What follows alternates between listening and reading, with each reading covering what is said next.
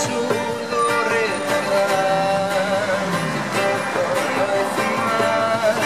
No me cuesta cada vez jugármelo al azar. Es puro ser.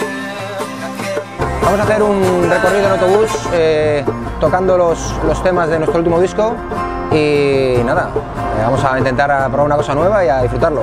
Y lo que pretendemos es que la gente pueda venir al festival a través del autobús, que es uno de los medios de transporte más sostenibles que hay ahora mismo en la ciudad, por no decir el que más.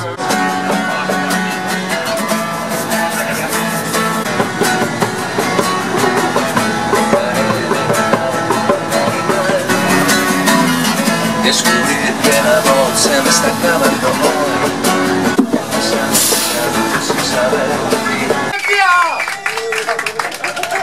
M'agrada molt. Sí, t'ha agradat? Per què? Perquè no és normal que entren i canten al bus, ja està mola molt. Se fa agradable el viatge? Sí, la veritat que sí. Ja no tinc ganas de nazo. Me encanta, nunca la había visto, la verdad que está muy bien. Te alegra el viaje.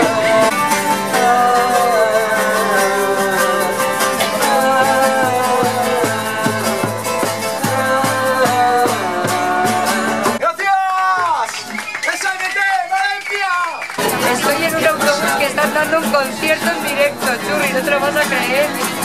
Pero me cuesta cada vez jugármelo al azar. Muy sorprendente, cuando subes al autobús y escuchas y dices esto, dices, ¿qué pasa aquí?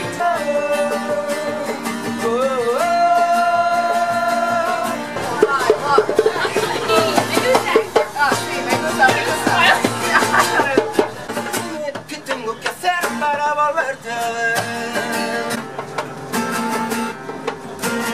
¡Muchas gracias!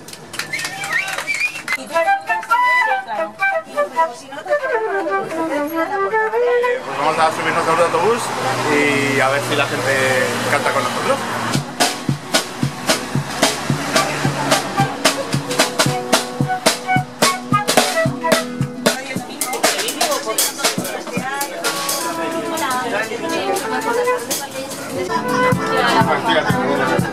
Pues ahí parlar de eso.